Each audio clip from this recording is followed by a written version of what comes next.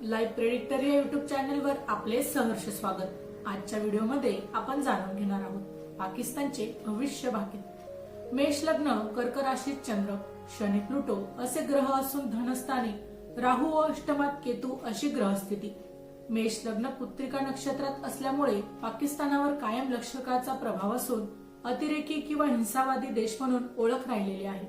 Shani Pluto योगामुळे राजकीय अस्थिरता व उद्योगधंद्यातील बेकारी पाकिस्तानच्या जन्माच्या वेळेलाच पुजली आहे असे म्हटल्यास वावगे होणार नाही। भाव चालीतील धनस्थानातील मंगळ हर्षल युतीमुळे कायम कंगाल व कर्जबाजारी देश अशी स्थिती राहण्याची शक्यता असून सध्या शनी नेपच्यूनचे 12व्या स्थानातील भ्रमण पाकिस्तानची आणखी आर्थिक दुर्दशा करण्याची शक्यता आहे। पुढील 5 ते 7 वर्षात पाकिस्तानचे विभाजन होण्याची शक्यता असून अंतर्गत दुफळी अराजकता वाढण्याची शक्यता राहील।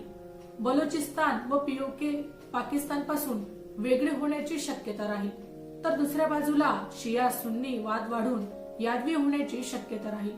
धनस्थानातील गोचर हर्षलचे भ्रमण पाकिस्तानची दिवाळखोरी वाढवणारी राहील। लग्नबिंदू कृत्तिका नक्षत्रात असल्यामुळे अतिरेक्यांना संरक्षण देऊन भारतात हिंसाचार घडवण्याचा कायम प्रयत्न राहील। भारतासाठी पाकिस्तान कायम डोकेदुखीच ठरले आहे, मात्र समोरासमोर युद्ध करण्याची क्षमता नसल्यामुळे अतिरेक्यांमार्फत हिंसा घडवण्याचे प्रयत्न पुढील काळात सुद्धा चालू राहतील। मात्र प्रत्येक वेळी भारतीय सैन्यांकडून पुन्हा पुन्हा पराभवाला सामोरे त्यांना जावेच लागणार आहे। कुत्र्याचे शेपूट वाकडे ते वाकडेच याप्रमाणे पाकिस्तानची जित्याची खोड मरेपर्यंत कायमच राहणार आहे। त्यातूनच पाकिस्तानचा शेवट देखील संभवतो। माहिती आवडली असेल तर अवश्य शेअर करा। अशाच प्रकारचे नवनवीन भविष्य भाकीत विषयी माहिती जाणून घेण्यासाठी आमच्या लाईव्ह प्रेडिक्टर या युट्यूब चॅनलला अवश्य सबस्क्राईब करा।